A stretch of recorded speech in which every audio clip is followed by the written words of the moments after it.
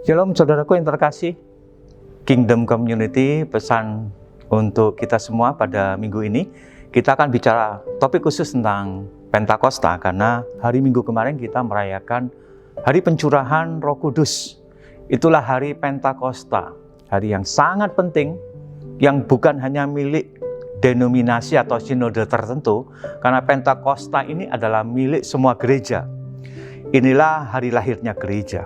Nah, sebelum saya membagikan tentang renungan ini, coba kita pikirkan begini ya, untuk mengawali di dalam Komsel atau Kingdom Community kita.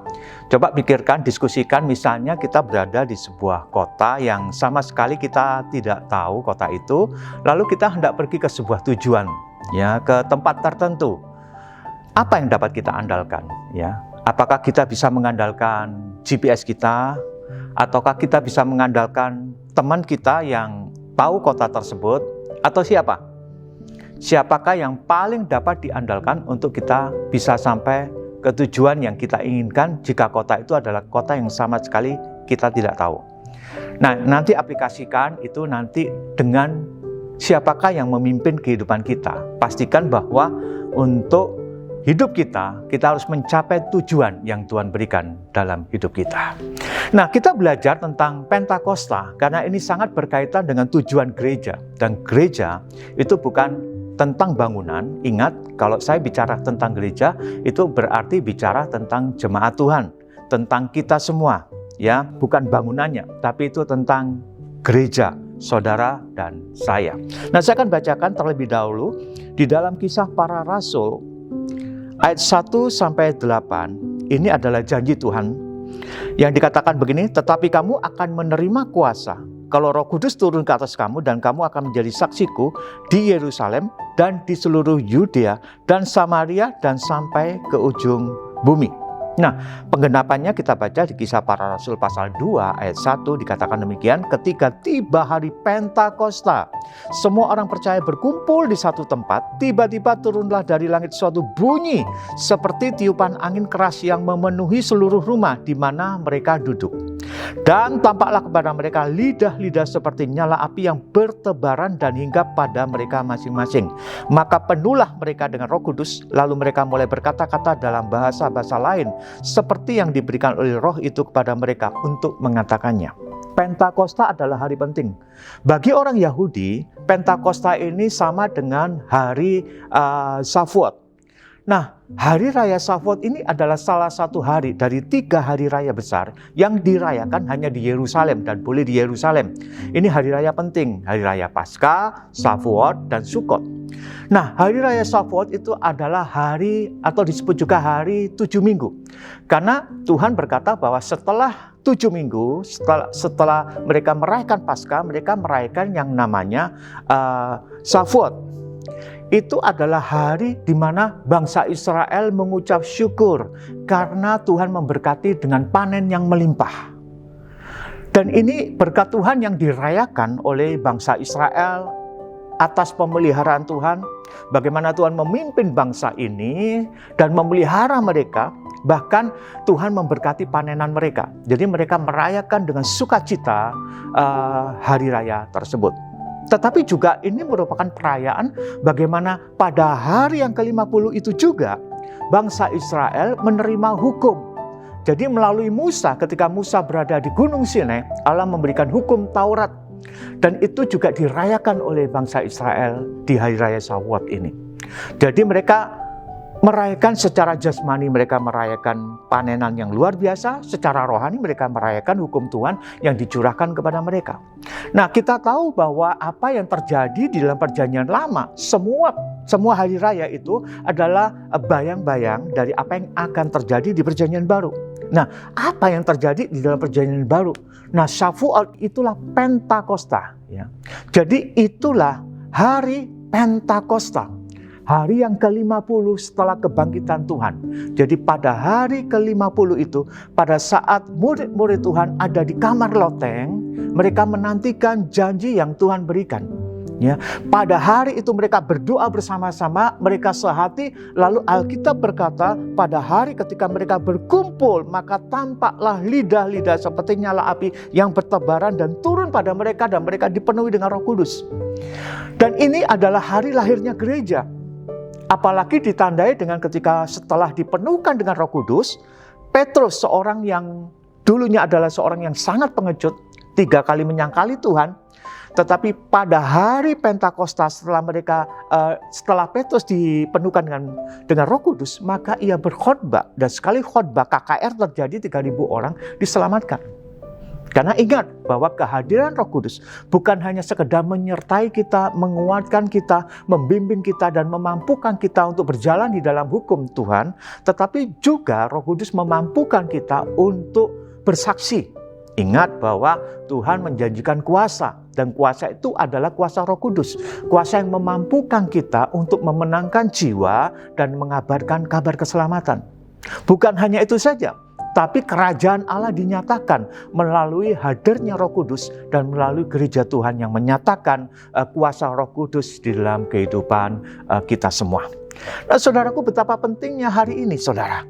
Dan kita lihat bagaimana kalau dulu bangsa Israel menerima hukum Taurat ya, secara fisik dari 2 loh batu, tetapi di dalam perjanjian baru di hari Pentakosta ini, di hari di mana pencurahan Roh Kudus tersebut dinyatakan, maka hukum Allah ditaruh di dalam hati kita.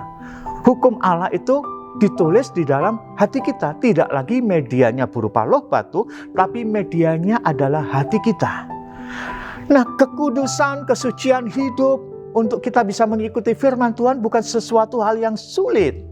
Kalau bangsa Israel pada zaman dahulu gagal untuk mentaati firman Tuhan, tetapi di zaman sekarang anugerah Tuhan memampukan kita melalui hukum yang ditulis di dalam hati kita untuk kita bisa menjadi pelaku firman dan melakukan kehendak Tuhan.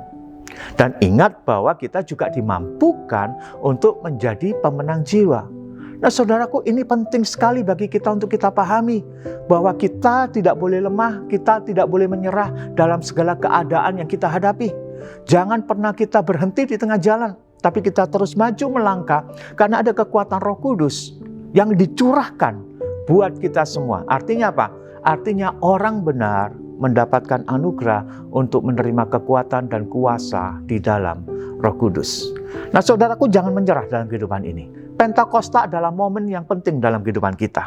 Kalau bangsa Israel merayakan Shavuot, ya, Pentakosta itu dengan cara mereka bersyukur atas berkat Tuhan melalui panenan yang mereka rayakan, keberhasilan panenan yang melimpah. Bukankah kita juga harus bersyukur atas berkat-berkat Tuhan yang diberikan dalam hidup kita? Mungkin kita memang sekarang sedang bergumul dengan segala situasi yang terjadi. Mungkin kita bergumul dengan persoalan kita. Tapi damai sejahtera, berkat kemurahan Tuhan dalam bentuk damai sejahtera, pertolongannya, pengharapan yang tidak pernah habis, itu diberikan buat kita.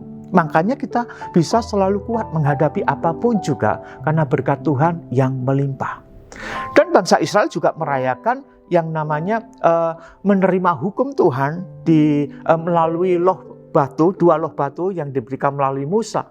Mereka dengan sukacita menerima hukum Tuhan 2 loh batu tersebut. Apalagi kita sekarang ini yang menerima bahkan Allah sendiri, bahkan Roh Kudus sendiri yang hadir dalam kehidupan kita. Roh Kudus tinggal bersama-sama dengan orang percaya. Roh Kudus itu menjadi penghibur buat kita. Roh Kudus menjadi kekuatan buat kita. Maka kita pasti bisa berjalan lebih kuat lagi karena kekuatan Tuhan yang menyertai kehidupan kita. Jadi Pentakosta memegang peranan yang sangat penting dalam kehidupan kita.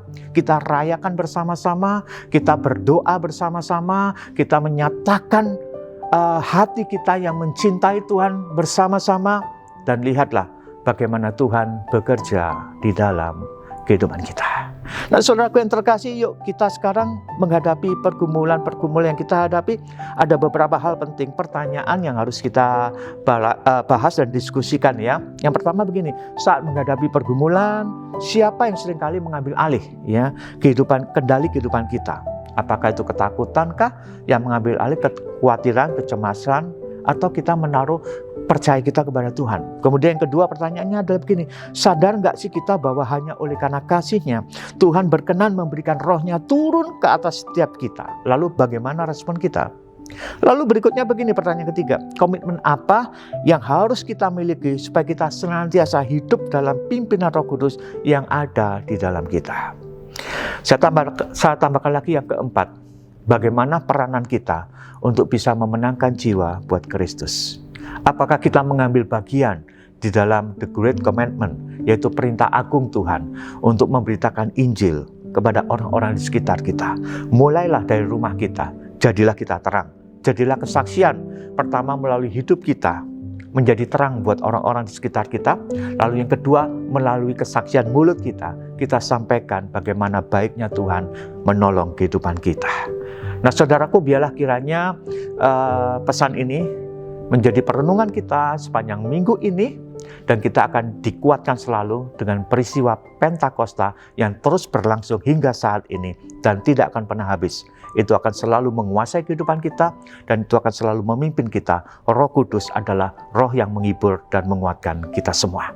Mari kita sama-sama berdoa. Tuhan, terima kasih kalau pada kesempatan ini kami bisa mendengarkan tentang kebenaran akan Pentakosta, yaitu hari yang ke-50 di mana Engkau memberikan hari ini untuk kami memperingati akan kehadiran Roh Kudus, pencurahan Roh Kudus. Dan Roh Kudus terus hadir di dalam gereja-Mu. Itulah yang memampukan kami untuk hidup selalu kuat di dalam Engkau, untuk hidup selalu berjalan di dalam terang Tuhan, untuk kami menjadi saksi yang tangguh karena kuasa-Mu diberikan buat kita semua. Terima kasih Tuhan, kami menyambut firman ini. Kiranya firman kebenaran ini tertanam dalam hati kami dan berbuah dalam kehidupan kami.